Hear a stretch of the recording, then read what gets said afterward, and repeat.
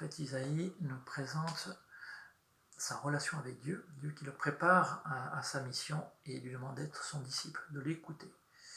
C'est une préfiguration de ce que fera Jésus. Jésus est venu pour faire la volonté de son Père, et il nous dit « Ce que j'ai entendu de mon Père, je vous le dis, je fais les œuvres de mon Père ». Le prophète nous présente deux attitudes que le disciple doit éviter.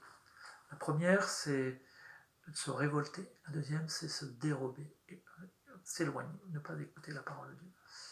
Comment je me révolte? Je me révolte, c'est que la parole de Dieu me coûte, je n'ai pas trop envie de la faire. Quelquefois Dieu me dit « aime ton frère ». Certains jours c'est facile, je l'aime. D'autres jours, il s'est moqué de moi, il m'a blessé, et alors j'ai plus de mal à l'aimer. Et j'ai tendance à me révolter, à me mettre en colère contre mon frère.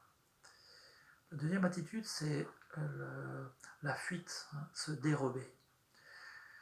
Le prophète nous dit « J'ai présenté mon dos à ceux qui me frappaient et mes joues à ceux qui m'arrachaient la barbe ».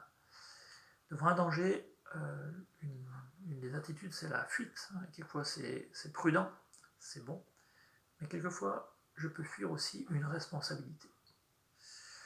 J'ai un devoir, je dois m'occuper de ma famille, de mon travail, de mes enfants, de personnes qui sont autour de moi, qui sont dans le besoin, des pauvres, des malades, mais je n'ai pas envie, par paresse, par indifférence.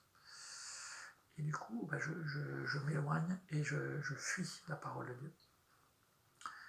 Dieu m'invite donc à être attentif à sa parole, à l'écouter, à l'appliquer dans ma vie d'aujourd'hui, dans mon travail, dans ma famille, dans mes responsabilités, dans les soucis que j'ai, des personnes qui m'entourent, des faibles, des pauvres, des malades, des personnes seules.